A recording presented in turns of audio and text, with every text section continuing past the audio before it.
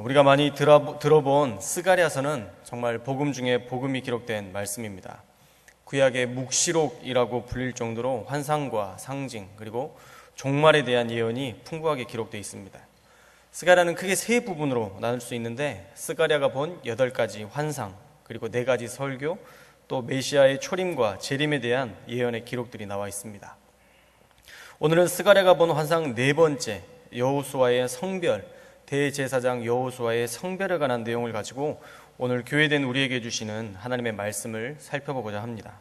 스가랴서를 살펴보는데 스가랴라는 이름의 뜻을 알아야 되겠죠. 스가랴라는 이름의 뜻은 여호와께서 기억하신다라는 의미입니다. 여호와께서 기억하신다. 기억력이 좋다는 것은 어떤 면에서 좋은 일이지만 어떤 면에서는 대단히 무서운 일입니다. 예전에 잠결에 누군가 저를 해치려고 해서 옆에 있는 것을 잡아 던졌는데 그게 제 아들이었습니다. 그래서 가끔은 우리 예근이가 아직도 가끔 아빠가 자다가 나 던진 적 있지 하면서 말합니다. 좋은 일이든 우리의 악한 일이든 주님은 다 기억하십니다. 우리의 행위를 하나님께서 기억하신다는 것을 인식하는 것은 대단히 중요한 일입니다. 목회자와 성도들 사이에서도, 성도와 성도 사이에서도, 성도와 불신자 사이에서도 우리의 삶과 우리의 말들을 주님이 기억하실 것임을 분명히 알고 늘 그리스도인의 삶에 합당한 삶을 살아야 됩니다.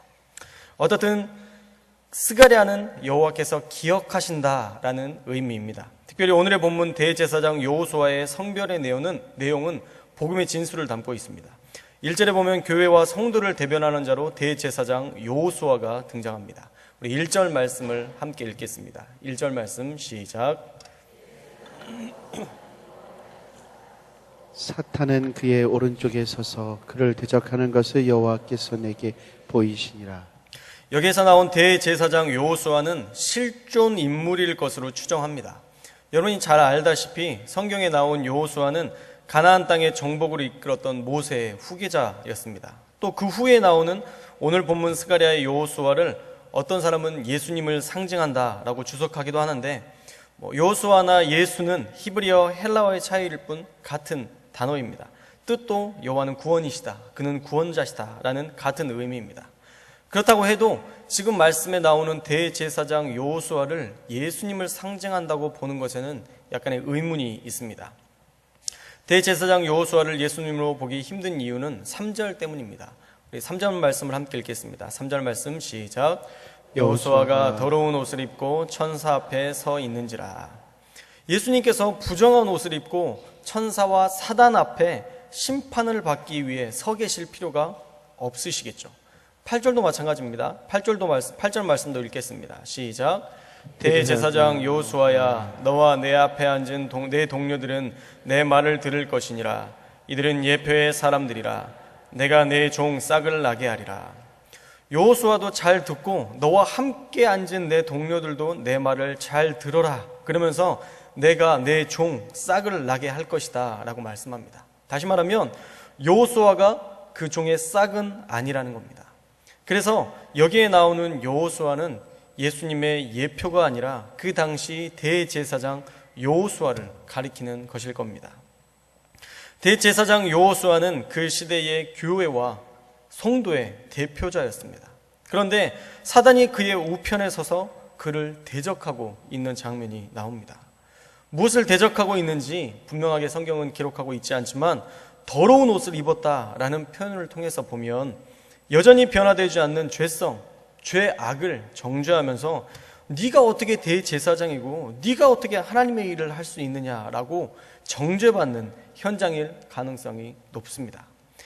그때에 대제사장 여호수아를 대적하는 사단을 오히려 여호와께서 책망하십니다.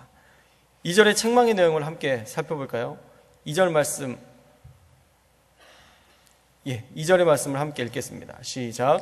여호와께서 사탄에게 이르시되 사탄아, 여호와께서 너를 책망하노라. 예루살렘을 택한 여호와께서 너를 책망하노라. 이는 불에서 꺼낸 그슬린 나무가 아니냐 하실 때에.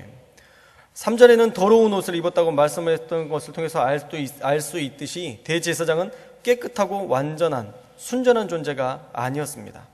그런데도 하나님께서는 대제사장 여호수아가 아닌 사단을 오히려 책망합니다. 그리고 그 이스라엘은 여호와께서 택하셨음을 다시 상기하면서 이는 불에서 꺼낸 그슬린 나무가 아니냐라고 말씀하십니다. 불에서 꺼낸 그슬린 나무는 바벨론 포로 기간을 통해서 많은 환란을 겪고 돌아온 이스라엘의 상태를 표현한 것입니다. 불에서 타고 있는 거의 막바지의 나무를 꺼내놓은 상태라 말씀하는 겁니다. 그래서 이스라엘은 불씨는 있지만 거의 죽어있는, 더 이상 소망이 없는 상태임을 말씀하고 있습니다. 사실 이스라엘은 순결하지도 않았습니다. 또 방금 얘기했던 것처럼 희망도 없는 상태입니다. 그런데 이상하게도 하나님은 여호수아, 대제사장 여호수아의 손을 들어주십니다. 그리고 하나님의 절대적 주권을 가지고 대제사장 여호수아를 바꾸십니다. 우리 3절과 4절 말씀을 함께 읽겠습니다. 3절과 4절 말씀 시작. 여호수아가 더러운 옷을 입고 천사 앞에 서 있는지라 여호와께서 자기 앞에 선 자들에게 명령하사 그 더러운 옷을 벗기라 하시고 또 여호수아에게 이르시되 내가 내 죄악을 제거하여 버렸으니 내게 아름다운 옷을 입히리라 하시기로. 더러운 옷을 입은 대제사장 여호수아를 향해 그 더러운 옷을 벗기라 하신 이후에 여호수아에게 내가 내 죄악을 제거해 버렸으니 내게 아름다운 옷을 입히리라 말씀합니다. 단순히 더러운 옷을 벗기고 아름다운 옷을 입힌 사건이 아닙니다. 하나님께서 더러운 옷을 입은 대제사장 여호수아, 그 시대에 변화되지 않는 교회와 성도를 향하여 너희가 이렇게 더럽고 추악하지만 내가 너희들의 죄악을 제거하고 아름답게 바꿀 것이다 라는 약속의 말씀입니다. 전적인 하나님의 능력으로 이스라엘을 다시 새롭게 하시겠다는 겁니다. 더욱이 5절에 보면 정결한 관을 그의 머리에 씌우시고 옷을 입히고 여호와의 천사는 곁에 서게 하셨습니다. 이 말씀을 보면서 떠오르는 복음서의 말씀이 있죠. 더러움으로 왔지만 신분을 다시 회복하고 아들을 삼아주셨던 모습을 기록한 바로 탕자의 비유의 말씀입니다. 아들이었지만 그 신분을 망각하고 허랑방탕하게 살았을 때에 모든 것을 잃어버리게 됩니다. 그런데 그때 그 탕자는 한 가지를 기억합니다. 뭐죠? 내 아버지 집에는 먹을 것이 풍족하다. 또 자신이 죄를 기억한 이후에 아버지의 품꾼으로라도 돌아가리라 생각하고 실천했습니다. 자신의 원래 가지고 있었던, 원래 자기가 누릴 수 있었던 풍족함을 기억하고 돌아갔을 때에 아버지는 그 모든 것들을 회복하십니다. 그가 깨끗했거나 정결했거나 그가 그것을 받을 만한 존재가 아니었음에도 불구하고 그가 자녀였기 때문에 돌아오기만 하면 그 아버지는 그에게 입맞추고 그의 모든 지위를 회복시켜 주시는 사건을 복음서에서 기록하고 있습니다. 그 역시도 하나님의 전적인 은혜를 잘 보여주고 있습니다. 오늘 본문에서도 그러한 전적인 은혜를 말씀하고 있습니다. 5절에 보면 스가랴는 아름다운 옷을 입히신다는 말씀을 듣고 거기에서 그치지 않고 정결한 관을 씌우십시오라고 요청합니다. 여호수아의 옷을, 더러운 옷을 벗기고 아름다운 옷을 입히겠다라고 말씀하셨는데 그때에 스가랴가 다시 한번 요청을 하는 거예요. 더 정결한 관을 씌우십시오. 그 정결한 관을 씌워주십시오라고 얘기합니다. 우리 5절 말씀을 함께 읽겠습니다. 5절 말씀 시작. 내가 말하되 정결한 관을 그의 머리에 씌우소서하매 곧 정결한 관을 그 머리에 씌우며 옷을 입히고 여호와의 천사는 곁에 섰더라. 지금 더러운 옷을 벗기고 아름다운 옷을 입혀준 것만도 감사한데 정결한 관을 씌우라는 요청이 말이 됩니까? 죄를 없애겠다는 말만 들어도 감사하고 감지덕지해야 할 판에 정결한 관을 씌워달라는 거예요. 정결한 관은요, 단순히 깨끗한 왕관을 말하는 게 아닙니다. 이사야서 62장 3절에 보면 그 의미가 나오는데 우리 함께 읽겠습니다. 시작. 너는 또 여호와의 손에 아름다운 관, 내 하나님의 손에 왕관이 될 것이라. 하나님의 손에 왕관이 될 거라는 겁니다. 하나님께 쓰임받는 의미로서의 왕관을 말하는 것입니다. 그냥 단순히 상징 이상의 의미가 있는 것입니다. 여기에서의 정결한 관도 깨끗하고 순결하게 빛나는 관을 말하기도 하지만 왕이 쓰는 영화로운 면류관으로 앞으로 회복될 성도의 영화를 상징하고 있는 것입니다. 더러운 옷만 조금 바꾸시는 것이 아니라 지위까지도 완벽하게 회복하시겠다라는 것입니다. 완전히 새롭게 완벽하게 신분을 바꾸시겠다는 것입니다. 신분만 바꾸신 것이 아니라 우리를 왕으로서 세우시고 또한 우리를 쓰시겠다는 겁니다. 하나님의 손의 왕관으로 우리를 세우시겠다는 약속의 말씀입니다. 이 역사가 대제사장 여호수아의 일만이 아니라 저와 여러분에게 행하신 하나님의 역사인 줄 믿습니다. 사단이 우리를 대적하고 죄책감과 다양한 송사로 우리를 넘어지게 해도 우리 그리스도인들은 우리의 노력과 의지, 우리의 행위가 아니라 오직 우리를 그 모든 죄에서 자유케 하시는 하나님의 절대적인 주권 속에서 모든 더러운 것을 벗어버리고 완전히 새로운 존재로, 새로운 신분으로, 새로운 사명으로 살게 되는 것임을 우리가 늘 인식해야 됩니다. 이것이 바로 십자가의 진리, 예수 그리스도의 죽으심으로 우리가 얻게 되는 귀한 죄사함의 또한 놀라운 사명의 은혜인 것입니다. 오직 예수 그리스도의 전적인 은혜로 우리는 깨끗해질 수 있고 우리는 사명자로 설 수 있습니다. 난 하나님의 자녀입니다. 나는 하나님의 절대적인 은혜로 깨끗해졌습니다. 이제 난 새롭습니다. 하나님께서 나를 그렇게 자유케 하셨습니다. 우리는 늘 그것을 선포하며 감격하며 살아야 됩니다. 그런데 감격에서 그쳐서도 안 됩니다. 방금 전에 말씀드린 것처럼 우리는 이제 그 은혜를 알았기 때문에 그 은혜를 지켜내야 되는 것입니다. 우리 6절과 7절 말씀 함께 읽겠습니다. 6절과 7절 말씀 시작. 여호와의 천사가 여호수아에게 증언하여 이르되 만군의 여호와의 말씀에 내가 만일 내 도를 행하며 내 규례를 지키면 내가 네 집을 다스릴 것이요 내 뜰을 지킬 것이며 내가 또 너로 여기 섰는 자들 가운데 왕래하게 하리라. 사람을 깨끗하게 하시는 것은 절대적인 하나님의 능력 속에서 주어진 은혜입니다. 그러나 이제 우리가 할 일은 하나님의 도를 행하며 규례를 지켜야 된다라고 말씀하고 있습니다. 도라는 말은 히브리어로 데레크라는 말인데 이 말은 삶의 행동 양식을 말하는 겁니다. 다시 말해서 우리가 하나님이 기뻐하시는 대로 하나님이 원하시는 방식의 삶을 행해야 된다는 것입니다. 또 규례라는 말은 미슈메레트라는 단어인데 감시, 보호, 파수의 의미가 있습니다. 그래서 내 삶을 늘 다시 돌아보고 믿음 안에서 사는지 파수하며 지켜내는 삶을 말하는 것입니다. 하나님께서는 우리의 믿음을 돌아보고 파수하라 말씀하십니다. 요한계시록 2장 5절 말씀을 함께 읽겠습니다. 요한계시록 2장 5절 말씀 시작. 그러므로 어디서 떨어졌는지를 생각하고 회개하여 처음 행위를 가지라. 만일 그리하지 아니하고 회개하지 아니하면 내가 내게 가서 내 촛대를 그 자리에서 옮기리라. 우리의 믿음이 어디서 떨어졌는지 살펴보고 회개하고 처음 행위를 가지라. 요한계시록은 말씀합니다. 죄를 해결하시고 전적인 은혜를 주시는 것은 하나님의 일이지만 그 이후에 믿음을 지키는 것은 저와 여러분의 몫이라는 것입니다. 누구도 우리의 믿음을 지켜줄 수 없습니다. 또한 그 믿음을 지키지 못하는 것에 대한 책임은 그 누구의 책임도 될 수 없습니다. 그것은 바로 내 책임입니다. 신앙은 하나님과 나 사이의 관계입니다. 밥 안 차려주고 교회만 나가는 내 아내 때문에 내가 믿음을 갖지 않았다면 저렇게 믿는 게 무슨 믿음이냐고, 난 저런 교회 안 간다고 그렇게 책임을 아내에게 돌려도 그 일에 대한 결과로 얻는 열매는 그의 몫입니다. 그 사람에게는 구원이 없습니다. 누구 때문에 교회를 안 나가고 상처받아도 결국 구원은 하나님과 나 사이에 지켜야 할 파수의 개인의 몫입니다. 오늘 말씀에서 도와 규례, 하나님이 기뻐하시는 삶의 방식과 늘 자신을 돌아보는 보호와 파수의 일도 각자가 해야 될, 각자에게 주신 일이라는 것입니다. 그래서 저와 여러분이 늘 스스로에게서 자신을 돌아볼 수 있기를 간절히 바랍니다. 그래서 다시 구원의 자리로 돌아와야 합니다. 어느 때부터인가 교회 안에 유행처럼 번졌던 말이 있습니다. 제가 고등학교 때 정말 유행처럼 갑자기 번졌던 말이 무엇이냐면 나 상처받았어 라는 말이에요. 재미도 없고 은혜도 없는 이 말이 왜 그렇게 갑자기 교회에서 유행처럼 번졌는지 모르겠습니다. 교회에서 무슨 일만 있으면 나 상처받았어, 나 시험 들었어 라고 교회에서 말하기 시작했습니다. 그런데 놀라운 것은요, 이 말을 선포하면서부터 내 삶에 영향력이 있다는 거예요. 나 상처받았어를 선포하기 시작하면서부터 내 안에 감격이 사라지고요, 들을 귀도 사라집니다. 말씀에 대한 사모함도 사라지고요, 그렇게 행복했던 공동체의 돌봄과 사랑도 거지처럼 여기게 됩니다.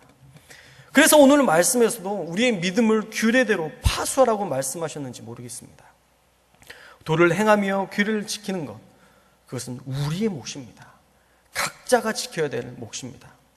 저와 여러분이 늘 하나님의 뜻대로 살아가고 여러분의 믿음을 지키는 일에 마음을 쏟을 수 있는 믿음의 사람들이 되시기를 주님의 이름으로 축원합니다. 예수 그리스도께서 우리를 정결케 하시고 신분을 바꿔주셨습니다. 지금 스가랴는 예수님께서 앞으로 우리에게 오셔서 그러한 놀라운 일을 보여주실 것임을 대제사장 여호수아를 통해 보여주고 있습니다. 앞으로 일어날 진짜 놀라운 역사는 8절과 9절에 기록되어 있습니다. 우리 8절과 9절 말씀을 함께 읽겠습니다. 시작. 대제사장 여호수아야, 너와 내 앞에 앉은 내 동료들은 내 말을 들을 것이니라. 이들은 예표의 사람들이라. 내가 내 종 싹을 나게 하리라. 만군의 여호와가 말하노라. 내가 너 여호수아 앞에 세운 돌을 보라. 한 돌에 7 눈이 있느니라. 내가 거기에 새길 것을 새기며 이 땅의 죄악을 하루에 제거하리라. 내가 내 종 싹을 나게 하리라 말씀하시는데, 이 싹, 개역 한글에서는 순이라고 표현되어 있는데, 이 싹은 그리스도를 가리키는 것입니다. 하나님께서 그리스도를 세우실 것임을 여호수아와 그의 동료들에게 말씀하십니다. 또한 여호수아 앞에 세운 돌이 7 눈이 있음을 말씀하십니다. 돌은 교회의 기초가 되는 그리스도를 가리키는 것이고, 7 눈은 온 세상을 두루 감찰하시며 성도를 보호하시는 여호와의 눈, 곧 온 땅에 보내심을 입은 계시록 5장에 나오는 7 영을 대변하고 있는 것입니다. 그래서 하나님의 일하심은요, 조직적이고 완벽하십니다.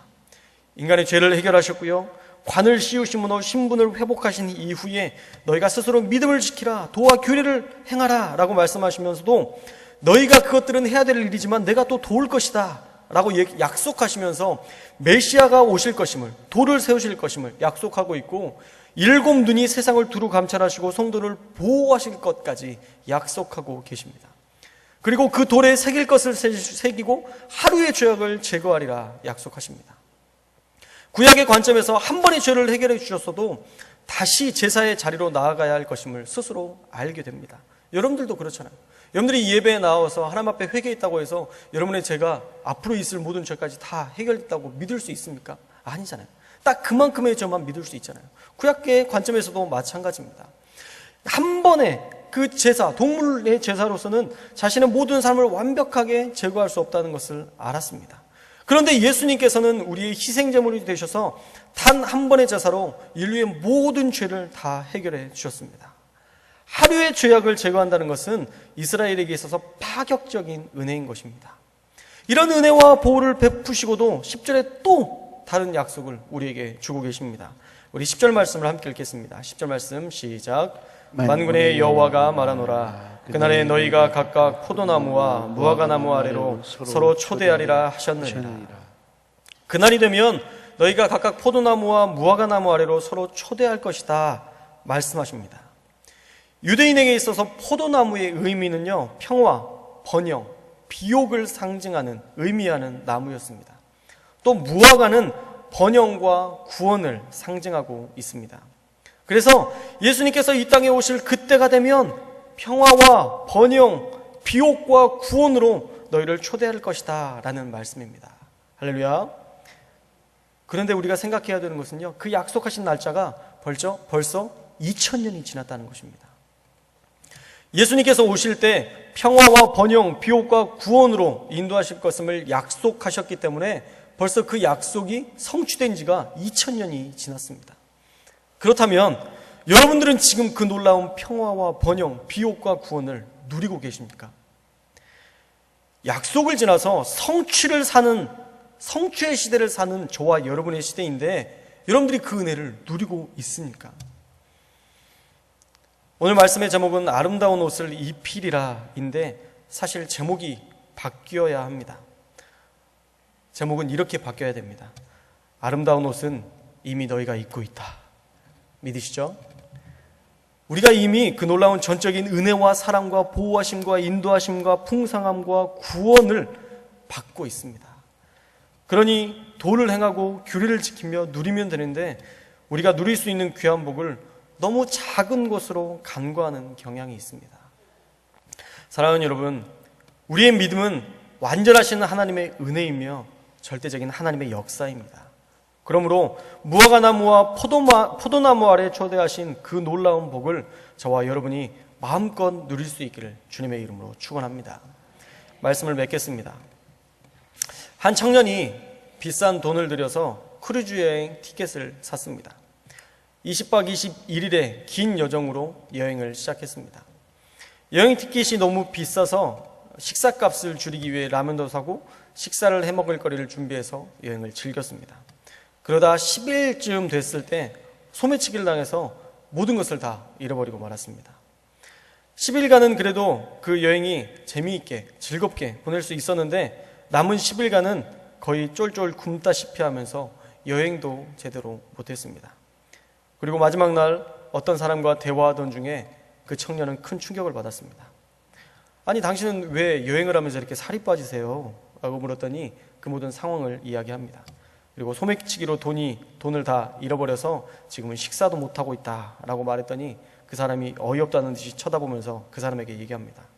여보시오, 크루즈 티켓 내용들을 자세히 읽어보셨어요? 왜 그러시죠?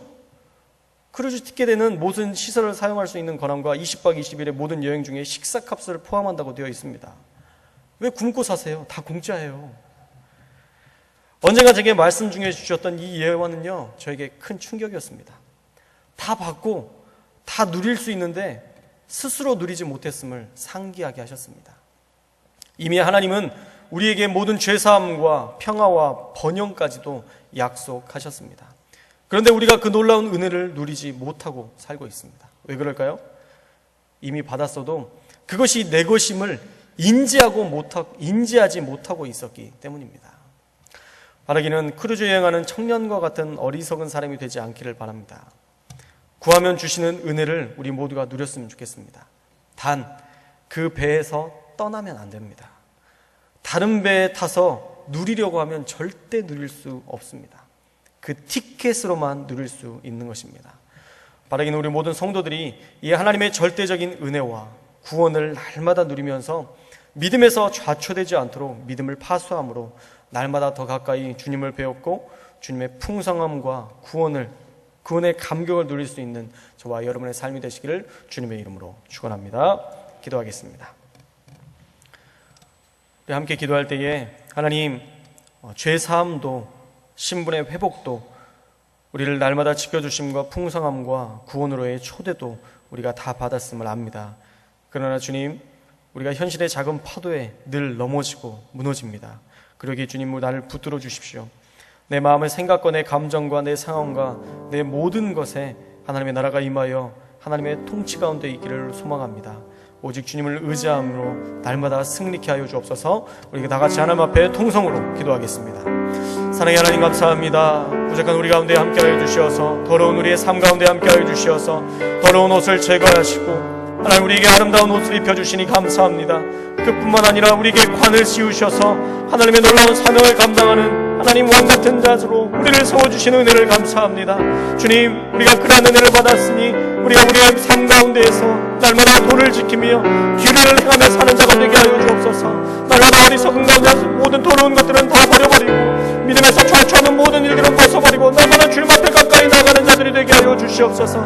신실하게 주님을 보게 하시고 예수 그리스도께서 모든 것들을 일으킬 것이고 모든 것들을 하나님 새롭게 하실 것이며 우리가 풍성과 번영으로 구원과 감격으로 날마다 우리를 다해 주실 것을 믿음으로 나아갈 수 있는 우리 모든 성도들이 되게 하여 주시옵소서. 하나님께서 우리 가운데 함께 하실 줄 믿습니다.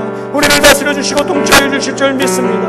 날마다 주님 안에서 살아가는 우리 모든 성도들이 되게 하여 주시고 우리의 이 구원의 놀라운 감격들을 하나님께서 주시는 이 구원의 축복들을 날마다 누리며 사는 우리 모든 성도들이 되게 하여 주옵소서. 이미 승리케 하신 하나님을 찬양합니다. 이미 우리 가운데 모든 것들을 더해 주시는 은혜를 감격합니다. 하나님, 그 감격 가운데 우리 성도들 모두가 주님 앞에 설 수 있도록 하나님, 그 복 가운데 날마다 승리하며 살아갈 수 있도록 우리를 도우시고 인도하여 주옵소서. 함께 하시길 원합니다. 두 번째로 기도할 때에 이 나라와 민족을 위해서 기도하시기 바랍니다. 한반도 가운데 평화, 복음으로 통일을 되어질 수 있도록 위해서 기도하시고, 또한 우리 교회를 위해서 기도할 때에 비전 11,100의 비전을 속히 이루어주시고, 우리 교회가 천안과 아산 지역에서 하나님 가장 부흥하는 교회로, 또한 구원의 방주로서의 역할을 감당하는 교회로, 또한 하나님의 나라를 이루는 교회로 우리를 사용하여 주옵소서. 함께 기도하겠습니다. 또한 특별히 기도할 때에 우리 교회에 세우신 사랑하는 담임 목사님의 가정과 건강을 지켜주시고 성령의 능력을 갑절이나 더해 주시도록 권능으로 붙들어달라고 기도하시고, 특별히 지금 부연 안북교회 집회 중에 계시는데 성령의 강권적인 역사와 임재가 일어나고 말씀으로 변화되는 놀라운 시간이 될 수 있도록 하나님께서 붙들어달라고 함께 중보하겠습니다. 또 놀라운 헌신을 다짐하는 일본 지역 모두가 성령의 충만함을 입게 해달라고, 헌신된 사역자로 서게 해달라고 우리 간절한 마음으로 함께 기도하겠습니다. 사랑의 하나님 감사합니다. 우리 가운데 하나님 세우신 귀한 은혜를 감사합니다. 하나님 이 나라 민족을 기억하여 주옵소서. 하나님 언제나 주님과 동행하는 귀한 나라 되게 하여 주옵소서. 특별히 한반도 가운데에 평화와 복음으로 인한 통일을 허락하여 주옵소서. 날마다 주님 안에서 살아가는 교회 되게 하시고, 날마다 주님과 동행하는 귀한 나라로 세워주시고 인도하여 주옵소서. 특별히 찬송교회를 위해서 기도합니다. 우리 교회 세우신 비전 막장벽을 쉽게 이뤄주시고, 우리 교회가 천안아산 지역의 가장 부흥하는 교회로, 하나님 우리 교회가 하나님 하나님 방주의 역할을 감당하는 교회로 하나님 세우시고 인도하여 주옵소서. 특별히 세우신 담임 목사님 건강과 가정을 지켜주시고 성령의 충만함을 능력을 갑절이나 더하여 주시어서 늘 권능으로 하나님 모든 사역들을 감당하실 수 있도록 붙잡아 주시고, 특별히 지금 부연 안북교회 말씀 중에 계신데 하나님 그 말씀이 능력이 되게 하시고, 하나님 부연 안북교회 모든 성도들 가운데에 기름 부으심의 역사와 권능의 역사들이 일어나게 하여 주시어서 하나님 안북교회 부흥이 일어나고 그들 그 안은 부흥 가운데에 놀라운 성령의 충만함의 그 역사들이 일어날 수 있도록 붙잡아 주옵소서. 영광과 헌신한 자는 일본 지역 가운데 함께해 주시고, 저들 가운데 늘 함께하시는 하나님의 인도하심과 하나님의 역사가 일어날 수 있도록 하나님 도우시고 인도하여 주옵소서. 날마다 우리 교회 가운데 함께해 주시고 붙들어 주실 줄 믿사오며 거룩하신 예수님의 이름으로 기도합니다.